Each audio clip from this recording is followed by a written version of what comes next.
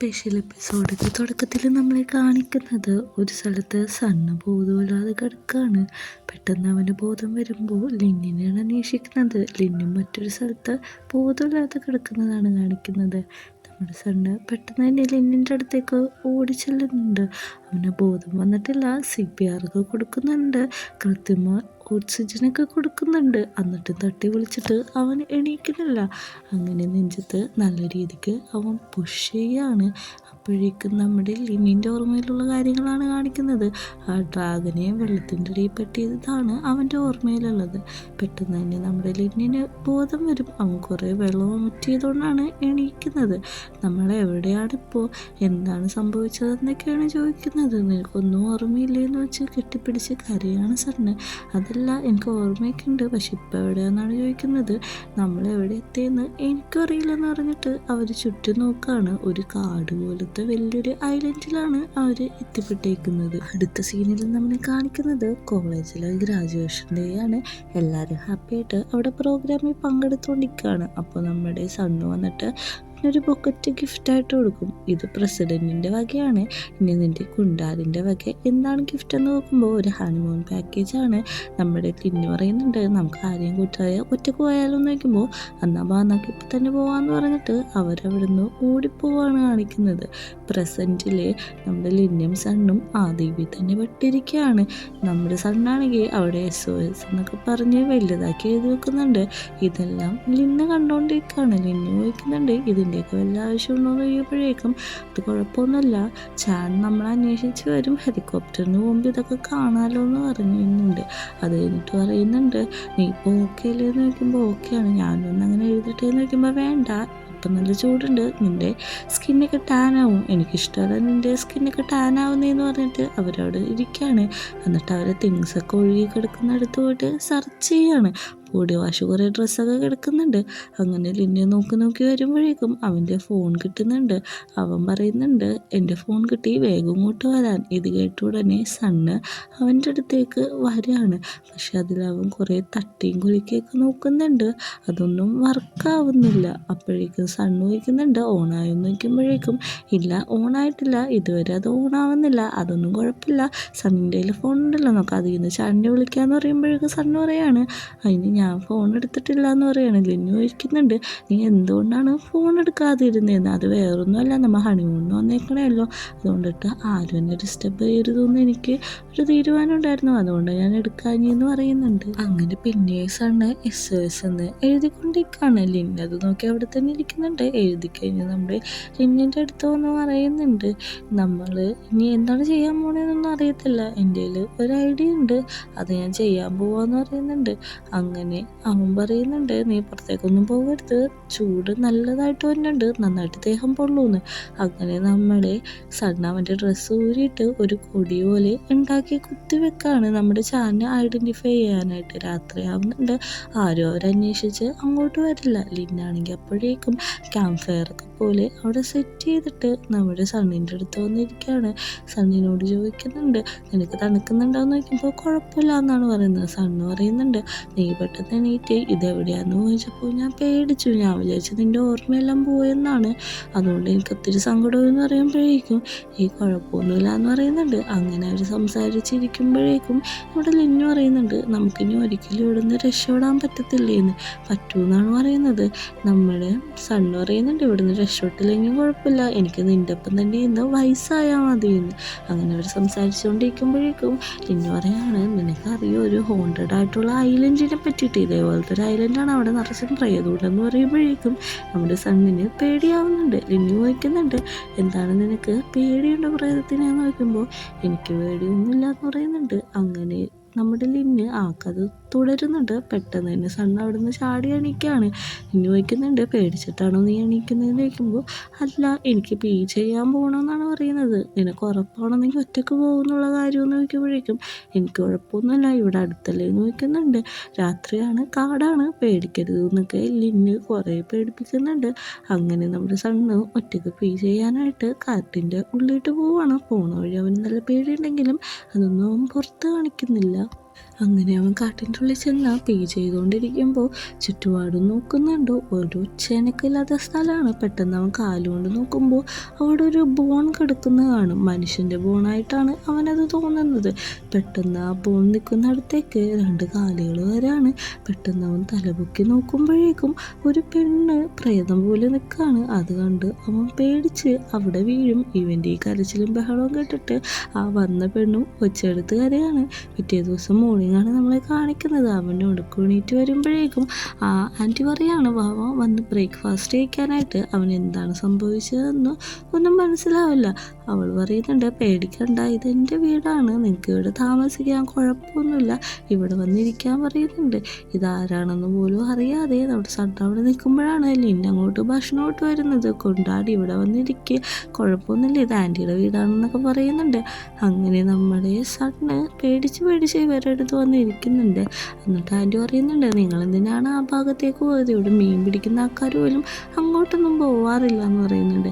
അപ്പോൾ നമ്മുടെ സണ്ണ് പറയുന്നുണ്ട് ഞാൻ അവിടെ ഒരു ബോൺ കണ്ടു എന്ന് പറയുമ്പോഴേക്കും ആ ബോൺ തപ്പിയാണ് ഞാൻ വന്നത്, അതെൻ്റെ നായ്ക്കുട്ടിയുടെ കളിക്കുന്ന ബോണാണ്, അത് കാണാണ്ട് പോയി, അത് അന്വേഷിച്ച് വന്നതാണ്, അല്ലാതെ വേറൊന്നും അല്ല എന്ന് പറയുന്നുണ്ട്.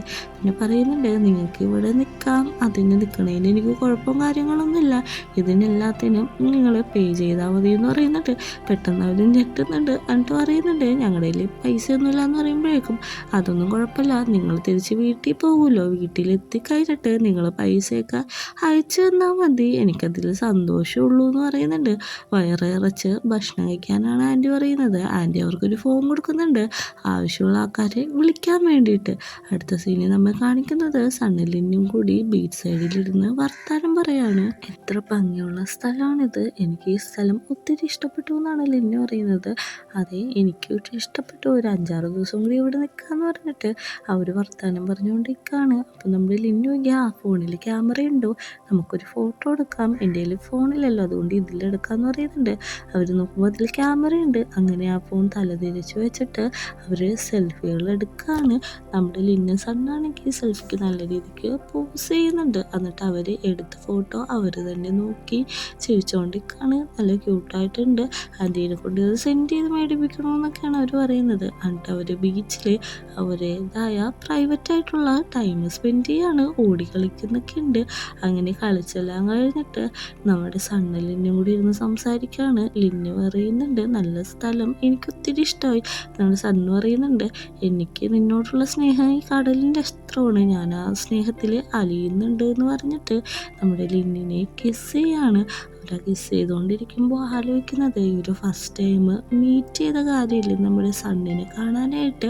ലിന്ന് അന്ന് ആ ഹോട്ടലിൽ പോയതും പിന്നെ അന്ന് അറിഞ്ഞിട്ട് ഇവർ പ്രപ്പോസ് ചെയ്ത് ബോയ് ഫ്രണ്ട് ആയതിനു ശേഷം ഡാൻസ് കളിച്ചതും അങ്ങനെയുള്ള തുടക്കം തൊട്ടുള്ള അവസാനം വരെയുള്ള നല്ല ബ്യൂട്ടിഫുൾ ആയിട്ടുള്ള മൊമെൻറ്റ്സാണ് അവർ ആ സമയത്ത് ഇന്ന് ആലോചിക്കുന്നത്. അടുത്ത സീനിൽ നമ്മളെ കാണിക്കുന്നത് പിറ്റേ ദിവസമാണ്. പിറ്റേ ദിവസം മോർണിംഗിൽ തന്നെ ആൻറ്റി വന്ന് വിളിക്കുകയാണ്, മഞ്ജു ഇറങ്ങ്, ബോട്ട് വന്നിട്ടുണ്ട്, എൻ്റെ ഹസ്ബൻഡ് വന്നിട്ടുണ്ട്, അതേ കയറിപ്പോയി, നിങ്ങൾ ബാഗൊന്നും പാക്ക് ചെയ്തില്ലേ, വേഗം ഇറങ്ങാൻ പറയാണ്. പെട്ടെന്ന് തന്നെ ആൻറ്റി ദേഷ്യപ്പെടാണ്, എവിടെ ചെക്കന്മാർ, എൻ്റെ ഹസ്ബൻഡ് എത്ര നേരം വെയിറ്റ് ചെയ്യണേന്ന് അറിയുമെന്ന് ചോദിക്കുമ്പോഴേക്കും നമ്മുടെ സണ്ണ് പറയുന്നുണ്ട് ആൻറ്റി ഞങ്ങൾ പോകുന്നില്ല, ഞങ്ങൾ കുറച്ച് ദിവസം കൂടി ഇവിടെ നിൽക്കാൻ പോവാണ്, ഞങ്ങൾക്ക് ഈ സ്ഥലം ഒത്തിരി ഇഷ്ടപ്പെട്ടു എന്ന് പറയാണ്. ആൻറ്റി പറയുന്നുണ്ട് എനിക്ക് മനസ്സിലായി നിങ്ങൾ പുതിയതായിട്ട് കല്യാണം കഴിച്ച് വന്നവരല്ലേ, വെറുതെ അല്ല ഇന്നൊരു ഒച്ചപ്പാടും ബഹളമൊക്കെ റൂമിൽ നിന്ന് കേട്ടതെന്നാണ് ആൻറ്റി പറയുന്നത്. നമ്മുടെ സണ്ണിനും ലിന്നിനും നാണം വന്നിട്ട് അവരൊന്നും മിണ്ടാതെ ചമ്മി അങ്ങനെ തന്നെ നിൽക്കുകയാണ്. അപ്പം ആൻറ്റീനോട് ചോദിക്കുന്നുണ്ട് ആൻറ്റിയുടെ ഹസ്ബൻഡ് വന്നുകൊണ്ട് ഈ മുറിയിൽ നിന്ന് ഭയങ്കര ഒച്ചപ്പാടായിരുന്നല്ലോ എന്ന് പറയുമ്പോഴേക്കും അത് എൻ്റെ ഹസ്ബൻഡൊന്നും അല്ല, എൻ്റെ ഒരു കസിനുണ്ട്, അവനാണ് വന്നേക്കുന്നതെന്ന് പറഞ്ഞിട്ട് ആൻറ്റി നിൽക്കുകയാണ്. എന്നിട്ട് ആൻറ്റി പറയുന്നുണ്ട് നിങ്ങൾക്ക് ഞാൻ അവനെ കാണിച്ചു തരാമെന്ന് പറഞ്ഞിട്ട് കസിനെ വിളിക്കുകയാണ്. അങ്ങോട്ട് വരുന്നത് ചാനാണ്. ചാൻ ഇവരെ കാണുന്നതും ഷോക്കാവുന്നുണ്ട്. പെട്ടെന്ന് തന്നെ ചാൻ അവിടെ നിൽക്കുമ്പോഴേക്കും അങ്ങോട്ട് കൂടി നമ്മുടെ ബോസ് വരാണ്. ബോസ് വന്നിട്ട് പറയുന്നുണ്ട് ബാ നമുക്ക് ബീച്ചിൽ കളിക്കാൻ പോകാമെന്ന് പറഞ്ഞൊരു കിസ് കൊടുക്കുകയാണ്. പെട്ടെന്ന് ബോസ് ഇവരെ കാണുന്നുണ്ട്. രണ്ടുപേരും കൂടി ഷോക്കായി അങ്ങനെ തന്നെ അവിടെ തന്നെ നിൽക്കുകയാണ്. അവർ ഡ്രസ്സ് ചേഞ്ച് ചെയ്യാനായിട്ട് ഉള്ളിട്ട് പോകുന്നത് നമ്മുടെ പിള്ളേർ നോക്കൊണ്ട് നിൽക്കുകയാണ്. കഴിഞ്ഞ അടുത്ത സീനിൽ നമ്മൾ കാണിക്കുന്നത് ഒരു മീറ്റിംഗ് പോലെ എല്ലാവരും കൂടി ഇരിക്കുകയാണ്. നമ്മുടെ ശ്യാം പറയുന്നുണ്ട് ഇതെൻ്റെ കസിൻ്റെ ഹോം സ്റ്റേ ആണ്. അപ്പോൾ നമ്മുടെ ലിന്നു പറയാണ് നീ എന്ത് പണിയാണ് ചെയ്തത്. ഞങ്ങൾ വിചാരിച്ചെന്താണെന്നറിയോ, നീ ഞങ്ങളെ കാണാതായപ്പോഴേക്കും അന്വേഷിച്ച് വരുമെന്ന്. നീ അങ്ങനെ വന്നില്ലായിരുന്നെങ്കിൽ ഞങ്ങളുടെ ജീവിതം എന്തായി തീർന്നേനെന്നൊക്കെ ചോദിക്കുന്നുണ്ട്.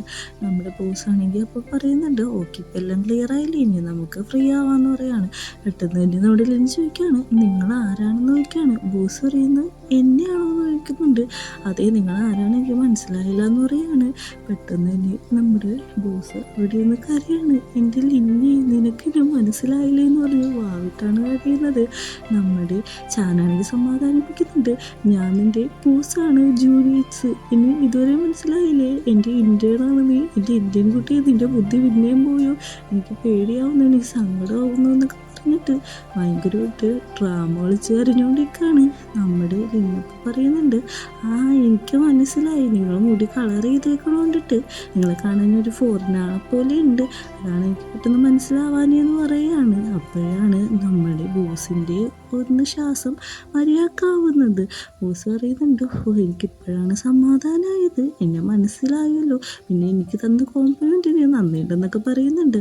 എന്നിട്ട് എല്ലാവരും പറയുന്നുണ്ട്, നമുക്കെന്നാൽ പുറത്തെവിടെയെങ്കിലും പോവാം, ഇവിടെ ഒരു ബീച്ചുണ്ട്, നല്ല രസമാണ് അടുത്ത് തന്നെ എന്ന് പറയുന്നുണ്ട്.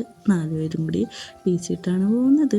ബീച്ചിട്ട് ഓരോ സ്റ്റെപ്പ് ഇറങ്ങുമ്പോഴും ഞാൻ പറയുന്നുണ്ട്, വേഗം വാ, അവർ നമുക്ക് വേണ്ടി കാത്തിരിക്കാന്ന്. ആരാന്ന് മനസ്സിലാവുന്നില്ല. നടന്ന് അങ്ങോട്ട് ചെന്നിട്ട് നമ്മുടെ ശ്യാം പറയാണ്, ഇത് അങ്ങോട്ട് നോക്കാൻ പറയുമ്പോഴേക്കും എല്ലാവരും കൂടി അങ്ങോട്ട് നോക്കാണ്. അപ്പോഴാണ് നമ്മുടെ ലിന്നസ് അണ്ണൻ കൂടി നിർത്തുന്നത്. നമ്മുടെ ടീം മെമ്പേഴ്സ് എല്ലാവരും അവിടെ തന്നെയുണ്ട്. ഹണിമൂൺ ഒറ്റക്ക് വന്ന ഇവരെ ഇപ്പം മിഥുന സിനിമ പോലെ കൂട്ടമായിട്ടാണ് എത്തിയേക്കുന്നത്. അവരെല്ലാവരും ഇവരെ കണ്ടിട്ട്, അപ്പോൾ നിങ്ങൾ ഞങ്ങളെ ചേസ് ചെയ്ത് വന്നു നോക്കുന്നുണ്ട്. പെട്ടെന്ന് തന്നെ നമ്മുടെ പ്രമുയോയും കൂടി വാ നമുക്ക് കളിക്കാൻ പോകാമെന്ന് പറഞ്ഞിട്ട് നമ്മുടെ ലിന്നിനെ പിടിച്ചുകൊണ്ട് പോവാണ്. ഇത് കാണുന്നതും നമ്മുടെ സമയം നല്ല ദേഷ്യം കാണുന്നുണ്ട്. കാരണം ഇവർ ഹണിമൂൺ വന്നിട്ട് ലിന്നിൻ്റെ ഒപ്പം നിൽക്കാൻ സമയം കിട്ടുന്നില്ലല്ലോ. അങ്ങനെ ലിന്നിനെ പിടിച്ചുകൊണ്ട് ചായയും നമ്മുടെ ബോസും കൂടി പോവുകയാണ്. എല്ലാവരും കൂടി ബീച്ചിൽ കളിക്കുകയാണ്. ഈ ഒരു സീനും കാണിച്ചിട്ടാണ് ഈ സീരീസ് അവസാനിക്കുന്നത്. നല്ലൊരു ക്യൂട്ടായിട്ടുള്ള സീരീസായിരുന്നു. എനിക്ക് ഈ സീരീസ് ഒത്തിരി ഇഷ്ടപ്പെട്ടു. നിങ്ങൾക്ക് എങ്ങനെയാണ് ഈ സീരീസ് ഇഷ്ടമായോന്നൊന്ന് കമൻറ്റ് ചെയ്യുക. ഇതേപോലത്തെ ക്യൂട്ട് സീരീസിന് വേണ്ടി ചാനലൊന്ന് സബ്സ്ക്രൈബും കൂടി ചെയ്ത് വെക്കുക.